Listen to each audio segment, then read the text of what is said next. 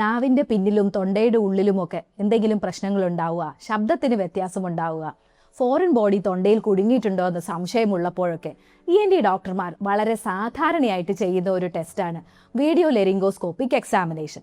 അതായത് vocal fold കാണാൻ, അതിൻ്റെ ചുറ്റുമുള്ള ഭാഗങ്ങൾ കാണാൻ, നമ്മൾ ഭക്ഷണം ഇറക്കുന്ന കുഴലിൻ്റെ ആദ്യ ഭാഗം കാണാൻ, അതുപോലെ തന്നെ ട്രക്കിയയുടെ ആദ്യത്തെ ഭാഗമൊക്കെ നമുക്ക് ഈ എൻഡോസ്കോപ്പ് ഉപയോഗിച്ച് വിഷ്വലൈസ് ചെയ്യാൻ പറ്റും. ഈ ഒരു വിഷയത്തിൽ ഞാൻ ഒരു ഷോർട്ട് വീഡിയോ മുമ്പ് ചെയ്തതിൻ്റെ താഴെ ഈ ഒരു എൻഡോസ്കോപ്പിക് പ്രൊസീജിയറിന് രാവിലെ വെറും വയറ്റിൽ വരേണ്ട ആവശ്യമുണ്ടോ, എന്തൊക്കെ തയ്യാറെടുപ്പുകൾ ഇതിനായിട്ട് നടത്തണം, ഇത് നടത്തിക്കഴിഞ്ഞാൽ പിന്നെ ജോലിക്ക് പോകാൻ സാധിക്കുമോ, ഇത് ചെയ്യുമ്പോൾ വേദനയുണ്ടാവുമോ, ഇങ്ങനെ ഒരുപാട് കമൻറ്റുകൾ വന്നിരുന്നു.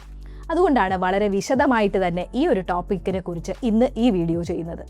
ഞാൻ ഡോക്ടർ പെബിത, കോഴിക്കോട് ഡിസ്ട്രിക്ട് കോപ്പറേറ്റീവ് ഹോസ്പിറ്റലിലെ ENT സർജനാണ്.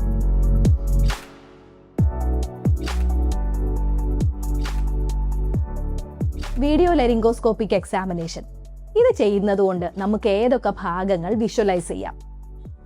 നാവിൻ്റെ മുൻഭാഗം നമുക്ക് ഒരു ടങ് ഡിപ്രസർ വെച്ച് നോക്കുമ്പോൾ തന്നെ എല്ലാ ഭാഗങ്ങളും ഏകദേശം കവർ ചെയ്യാൻ പറ്റും. എന്നാൽ നാവിൻ്റെ വളരെ പിന്നിലായിട്ടുള്ള ഭാഗം ഇങ്ങനെ നോക്കുമ്പോൾ കാണാൻ പ്രയാസമാണ്. അതായത് നാവിൻ്റെ മുൻഭാഗത്തെയും പിൻഭാഗത്തെയും തിരിക്കുന്ന സർക്കംവെല്ലൈറ്റ് പാപ്പിലയുടെ പിന്നിലുള്ള ഭാഗം നമുക്ക് ഇങ്ങനെ നോക്കിയാൽ കാണില്ല. അതിനാണ് ഈ വീഡിയോ ലെറിങ്കോസ്കോപ്പി ഉപയോഗിക്കാനുള്ള ഒരു കാരണം. അതുപോലെ തന്നെ ഭക്ഷണം കഴിക്കുമ്പോൾ തൊണ്ടയിൽ മീൻ്റെ മുള്ളോ ചിക്കൻ്റെ എല്ലോ ഒക്കെ കുടുങ്ങിക്കഴിഞ്ഞാൽ വളരെ താഴോട്ടാണ് രോഗി കംപ്ലൈൻറ്റ് പറയുന്നതെങ്കിൽ നമുക്ക് താഴ്ഭാഗം വിഷ്വലൈസ് ചെയ്യേണ്ടി വന്നേക്കാം. ടോൺസിലിൻ്റെ താഴെയുള്ള ഭാഗം, അതുപോലെ തന്നെ ആ ഭാഗത്തായിട്ടുള്ള എപ്പിഗ്ലോട്ടിസ്, വാലിക്കുല, ഇത്തരം ഭാഗങ്ങളൊക്കെ സുഗമമായിട്ട് കാണാൻ, അവിടെ ഫോറിൻ ബോഡി എന്തെങ്കിലും കുടുങ്ങിയിരിക്കുന്നുണ്ടോ എന്നൊക്കെ അറിയാൻ എപ്പോഴും ചെയ്യുന്ന ഒരു ടെസ്റ്റാണ് വീഡിയോ ലെറിങ്കോസ്കോപ്പി. പിന്നെയുള്ളത്, നമ്മൾ സംസാരിക്കുമ്പോൾ ശബ്ദത്തിന് വ്യത്യാസം അനുഭവപ്പെടുക. അതുകൊണ്ട് വോക്കൽ ഫോൾഡ് അല്ലെങ്കിൽ സ്വനതന്തുക്കളിൽ എന്തെങ്കിലും നോഡ്യൂൾ ഉണ്ടോ, തടിപ്പുണ്ടോ, അവിടെ നീര് വന്നിട്ടുണ്ടോ, ഇൻഫെക്ഷൻ ഉണ്ടോ, അതുപോലെ തന്നെ മറ്റു പ്രശ്നങ്ങൾ എന്തെങ്കിലും ഇതിന് ചുറ്റുമുള്ള ഏരിയാസിലുണ്ടോ, ഇത്തരം കാര്യങ്ങൾ അറിയാനും ഈ വീഡിയോ ലെറിങ്കോസ്കോപ്പി ടെസ്റ്റ് ചെയ്യുന്നു. പിന്നെ പല ആളുകൾക്കുമുള്ള ഒരു പ്രശ്നമാണ് തൊണ്ടയിൽ എന്തോ തടയുന്നത് പോലെ, അവിടെ കഫം വന്ന് വീഴുന്നത് പോലെ. ഇതിൻ്റെ ഒക്കെ ചേഞ്ചസ് കാണാനും എപ്പോഴും വളരെ കോമൺ ആയിട്ട് ചെയ്യുന്ന ഒരു ടെസ്റ്റാണ് ഇത്. അപ്പോൾ ഇതിനായിട്ട് തയ്യാറെടുപ്പുകൾ ആവശ്യമുണ്ടോ? OPD പ്രൊസീജിയർ ആയിട്ട് തന്നെയാണ് ഈ വീഡിയോ ലെറിങ്കോസ്കോപ്പി ചെയ്യുന്നത്. ഇതിനായിട്ട് രാവിലെ വെറും വയറ്റിൽ വരേണ്ട ആവശ്യമില്ല. പിന്നെ ഇത് ചെയ്യുന്ന സമയത്ത് എപ്പോഴും ഓക്കാനം വരാൻ സാധ്യതയുള്ളതുകൊണ്ട് അങ്ങനെയുള്ള ആളുകൾ ഫുള്ളായിട്ട് വയറ് നിറച്ച് ഭക്ഷണം കഴിക്കാതെ വരുന്നതായിരിക്കും നന്നാവുക. ഓക്കാനിക്കാനൊക്കെ തോന്നിക്കഴിഞ്ഞാൽ ചിലപ്പോൾ ഛർദ്ദിച്ചു പോകാനുള്ള സാധ്യതയുണ്ട്. ഇത് വരാതിരിക്കാനായിട്ട് ഇത് ചെയ്യുന്നതിന് മുമ്പ് വായുടെ ഉള്ളിൽ തരിപ്പിക്കാനായിട്ടുള്ള ലിഗ്നോകെയിൻ സ്പ്രേ നമ്മൾ അടിച്ചു കൊടുക്കുകയും ചെയ്യും. അപ്പോൾ ഇതാണ് ഇത് ചെയ്യുന്നതിന് മുമ്പ് നമ്മൾ ശ്രദ്ധിക്കേണ്ട കാര്യം. ഇതിൽ പ്രധാന ഒരു കരുതൽ എടുക്കേണ്ടത്, ഇതിന് മുമ്പ് എപ്പോഴെങ്കിലും ഈ പ്രൊസീജിയർ ചെയ്തിട്ടുണ്ട്, ലിഗ്നോകെയിൻ സ്പ്രേക്ക് എന്തെങ്കിലും അലർജി വന്നിട്ടുണ്ടോ എന്ന് രോഗിയോട് നമുക്കൊന്ന് ചോദിച്ചു മനസ്സിലാക്കാം. അപ്പോൾ സ്പ്രേ അടിച്ച ശേഷം രോഗിക്ക് തൊണ്ടയുടെ ഭാഗം മുഴുവൻ തരിച്ചതായിട്ടായിരിക്കും തോന്നുക. അവിടെ ഒരു കനമുള്ളതുപോലെ ആണ് സാധാരണ രോഗികൾ പറയാറ്. പ്രൊസീജിയർ കഴിഞ്ഞ് വായൊക്കെ നല്ലവണ്ണം കുലുക്കൊഴിഞ്ഞ് കഴിഞ്ഞു കഴിഞ്ഞാൽ ഒരു 10 മിനിറ്റ് കൊണ്ട് ഇത് മാറിക്കിട്ടുകയും ചെയ്യും. ഇനിയുള്ള അടുത്ത സ്റ്റെപ്പ്, ഈ എൻഡോസ്കോപ്പി ചെയ്യുന്നത് എന്ത് തരം ക്യാമറ ഉപയോഗിച്ചിട്ടാണ്? ഈ വീഡിയോ ലെറിങ്കോസ്കോപ്പിക് എക്സാമിനേഷൻ നമുക്ക് 2-3 രീതിയിൽ ചെയ്യാം. ഏറ്റവും സാധാരണയായിട്ട് നമ്മൾ ചെയ്യുന്നത് റിജിഡ് എൻഡോസ്കോപ്പ് ഉപയോഗിച്ചിട്ടാണ്. റിജിഡ് എൻഡോസ്കോപ്പ് എന്ന് പറഞ്ഞാൽ ഈ എൻഡോസ്കോപ്പ് ബെൻഡാവില്ല, നമ്മൾ ഇങ്ങനെ തന്നെ പിടിച്ച് ഉള്ളിലോട്ട് ഇറക്കുന്നു. അപ്പോൾ എങ്ങനെയാണ് താഴത്തെ വസ്തുക്കൾ കാണുന്നത്? അതിനായിട്ട് ഈ എൻഡോസ്കോപ്പിൻ്റെ അറ്റം ഒരു 70 ഡിഗ്രി ആംഗിളിലാണുള്ളത്. അത് കാരണമാണ് വളരെ താഴെയുള്ള സ്ട്രക്ചേഴ്സ് നമുക്ക് നാവിൻ്റെ പിന്നിൽ ഈ എൻഡോസ്കോപ്പ് വെച്ചത് കൊണ്ട് തന്നെ കാണാൻ സാധിക്കുന്നത്. പലരുടെയും പേടി, ഇത് ചെയ്യുമ്പോൾ താഴോട്ട് ഇറങ്ങി പോകില്ലേ, അപ്പോൾ ഞാൻ എന്ത് ചെയ്യും, എനിക്ക് ഓക്കാനിക്കാൻ വരുമോ? ഇത് താഴോട്ട് ഇറക്കുകയല്ല ചെയ്യുന്നത്. എന്നാൽ ഈ ലെൻസിൻ്റെ പ്രത്യേകത കാരണം താഴെയുള്ള ഭാഗങ്ങൾ നമുക്ക് കൃത്യമായിട്ട് വിഷ്വലൈസ് ചെയ്യാനാവും. അപ്പോൾ ഇത് 70 ഡിഗ്രി എൻഡോസ്കോപ്പ് ഉപയോഗിച്ച് ചെയ്യുന്ന റിജിഡ് വീഡിയോ ലെറിങ്കോസ്കോപ്പിക് എക്സാമിനേഷൻ.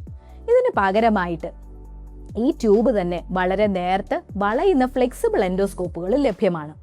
ഇത് തന്നെ നമുക്ക് മൂക്കിലൂടെ ഇടാവുന്നതേ ഉള്ളൂ. മൂക്കിലൂടെ പോയിട്ട് ഈ ലാരിഞ്ചൽ എക്സാമിനേഷൻ വളരെ എളുപ്പത്തിൽ നടത്താം. ചെറിയ കുട്ടികളൊക്കെ ആണെങ്കിൽ റിജിഡ് എൻഡോസ്കോപ്പിക്ക് സാധാരണ സഹകരിക്കില്ല.